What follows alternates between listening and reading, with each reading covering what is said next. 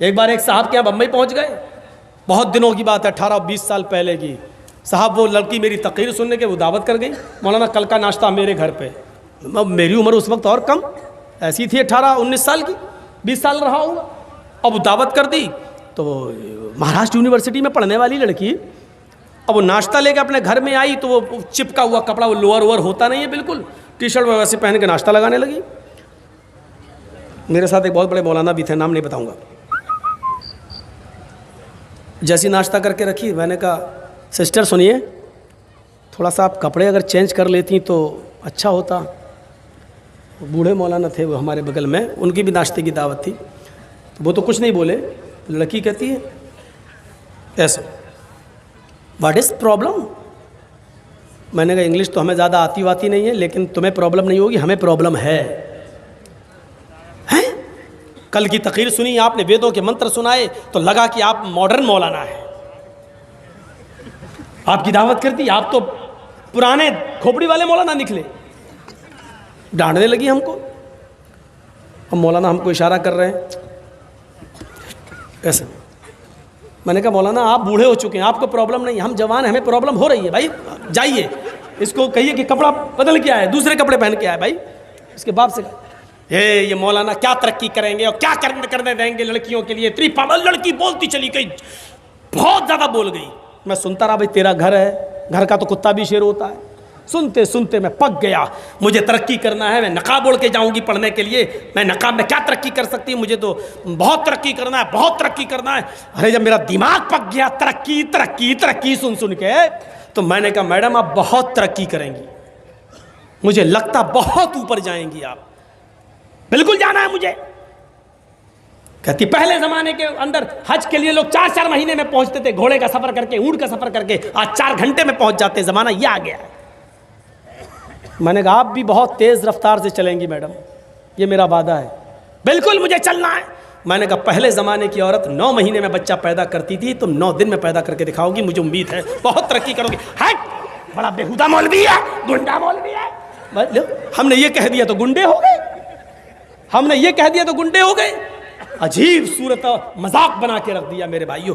हिंदू धर्म में भी पर्दा है, ईसाई नन्हे भी पर्दा करती हैं। आप देख लीजिए ट्रेनों में सर छुपाए होंगी बाल, और एक सलीब उनके लटकी होगी, बिल्कुल ऐसा लगता है जैसे नकाब पहने हुए हैं, सब चेहरा छिपा हुआ, चेहरा खुला हुआ है। बस हिंदू धर्म में तो इतना पर्दा है कि वाल्मीकि जी की रामायण अगर आप पढ़ेंगे तो उसमें यहां तक लिखा है कि रामचंद्र जी की पत्नी सीता का जब हरण हुआ और रावण लेके जब भागा, तो हनुमान और लक्ष्मण जब तलाश करने के लिए गए तो सीता जी बड़ी चालाक थी, कहीं चप्पल फेंक गई, कहीं नथुनी फेंक गई, कहीं दुपट्टा फेंक गई, कहीं चप्पल फेंक गई, कहीं कड़ा फेंक गई।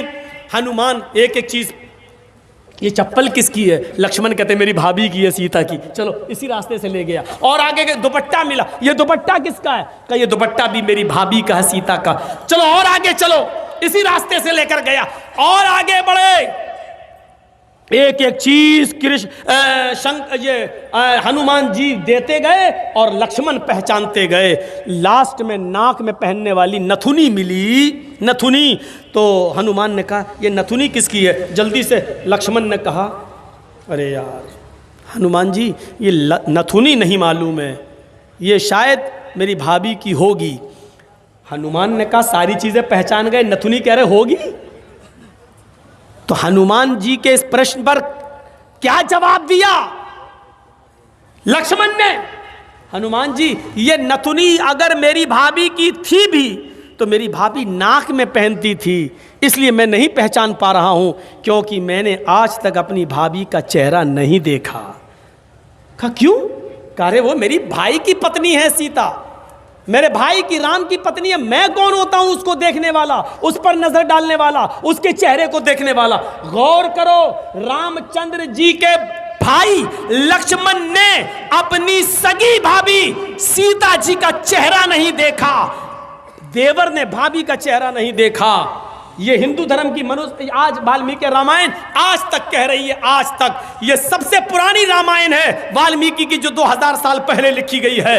आज तक उसके अंदर ये लिखा है कि राम के छोटे भाई लक्ष्मण ने सीता का चेहरा नहीं देखा। आज भी बहुत सी सभ्य समाज की स्त्रियां जब ट्रेनों में हिंदू की सफर करती हैं तो आप देखिए साड़ी पहनकर ऐसे लंबा घूंघट ऐसे मार लेती हैं, चेहरा नहीं खोलती हैं वो ट्रेनों में और बसों में। आज भी सभ्य समाज की उसी वाल्मीकि रामायण पर अमल करते हुए वो किसी को अपना चेहरा दिखाना गवारा नहीं करती। अल्लाह की मार ऐसी पड़ी, कल तक जो पर्दे का चेहरा छिपाने का मजाक उड़ाते थे, आज अल्लाह ने सबके चेहरे छिपवा दिए। छिपाओ, डालो मास्क अपने मुंह पर। बहुत बंदरियां बनी फिरती थी अमरीकन, चुड़ैल जैसे मुंह लिए भेजे। ये खूबसूरत होती थोड़ी है आपको जैसा लगता है। अगर बारिश हो जाए ना सड़क पर बाजारों में तो इनका सारा क्रीम और पाउडर धुल जाएगा, इनकी औलाद इनको नहीं पहचान पाएगी कि मेरी अम्मा कहाँ गई। आप जिनके पीछा कर रहे हैं ये तो लिपस्टिक और क्रीम और पाउडर से लगती है 60 साल। आपको यकीन बता, मेरे इलाके का वाकया बता रहा हूँ मैं आपको। 60 साल की बुढ़िया ने पहन लिया बुर्का, और खूबसूरत बुर्का, डिस्को बुर्का, फूल उल चढ़े हुए। अब 60 साल की बुढ़ी बेचारी चल रही है, बुर्का देखकर एक नौजवान उसका पीछा करने लगा। इतना खूबसूरत बुर्का था वो, नौजवान उसका पीछा करने लगा, चलने लगा। इसने पीछे मुड़ के देखा कोई लड़का मेरा पीछा कर रहा है, और लड़का ये समझा कि धीरे धीरे चल रही है, शायद मेरी वजह से लाइन दे रही है। वो अपने बुढ़ापे की वजह से धीरे धीरे चल रही थी, कमजोरी की वजह से। लड़का समझा हाँ लाइन दे रही है। थोड़ी देर के बाद जब ये आगे पहुंचा, लड़का और औरत, वो बुढ़िया समझ गई कि ये कमीना मेरे पीछा कर रहा है, तो उसने नकाब खोल दिया। खूबसूरत नकाब, बूढ़े लगे हुए, नकाब खोल के कहती बेटा मेरा पीछा क्यों कर रहा है, मैं तो तेरी अम्मा की उम्र की हूँ। कम बखत दो घंटे की मेरी मेहनत बेकार कर दी बुढ़ी ने, हमें क्या मालूम खोदा पहाड़ निकली चुईया। तो लड़के को भी गुस्सा आया, कहने लगा अरे अम्मा हम अपने लिए नहीं अपने अब्बा के लिए ढूंढ रहे थे। सोचा कुछ तो कह दूं इस बुढ़िया को, हैं? इस उम्र में तू इतना खूबसूरत बुर्का पहन के जा रही है, फूल सजे हुए। लड़का सोचने लगा जब बुर्का इतना खूबसूरत है तो बुर्के वाली कितनी खूबसूरत होगी, लगा उसका पीछा करते हैं। लक्ष्मण ने अपनी भाभी का चेहरा नहीं देखा। हर पढ़िए हदीस, अय अल्लाह के रसूल अराइतल हमवा या रसूल अल्लाह, अय अल्लाह के नबी देवर के बारे में आपका क्या ख्याल है? क्या मैं देवर से पर्दा करूं? एक ही घर में होते हैं, देवर और जेठ का आना जाना रहता है, हमारे अपने रिश्तेदारों का आना जाना रहता है। आय अल्लाह के नबी क्या मैं देवर से भी पर्दा करूं? अल्लाह के नबी का जवाब ये था, हाँ दूसरों से पर्दे में कुछ कमी हो जाए तो चलेगा, दूसरों से पर्दे में कोई कमी हो जाए तो चलेगी, लेकिन देवर से पर्दे में कमी नहीं होनी चाहिए। अलहमुल मौत, देवर तो भाभी के लिए मौत है, देवर तो भाभी के लिए मौत है। जिस देवर से सबसे ज्यादा पर्दा है, आज हमारी औरतें, हमारी माँ बहनें देवर से ही सबसे ज्यादा खुली होती हैं। जो मजाक शौहर से भी नहीं करती वो देवर से कर लेती हैं। और एक हम हैं,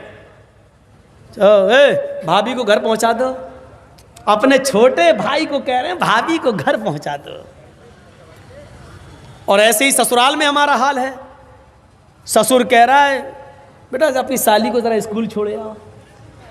मामले दोनों तरफ से गड़बड़ हैं। हमने अपने भाई पर इतना भरोसा कर लिया।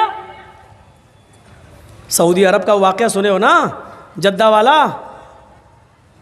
एक औरत बेचारी दर्द से कराह रही थी, दर्द से, और जद्दा के टैक्सी ड्राइवर बेचारा, उसको कोई कस्टमर नहीं मिला तो वो रुमाल मुंह पे डाल के लेटा हुआ था। जल्दी से औरत आई उसके पास, देखिए मुझे दर्द ज़े हो रहा है, बच्चे की पैदाइश की तकलीफ, ज़रा कोई करीब के हॉस्पिटल में लेके चलो, मुझे जल्दी से इलाज के लिए जाना है। ड्राइवर ने देखा, टैक्सी ड्राइवर ने, उसने कहा भाई औरत परेशान है, पेट बड़ा। उसने जल्दी से टैक्सी खोली, आओ बहन बैठो। उसने जल्दी से बिठाया और चल दिया। जद्दा के हॉस्पिटल में लेके पहुँचा और उसमें एंट्री होती है, तुम लेके आए हो? हाँ,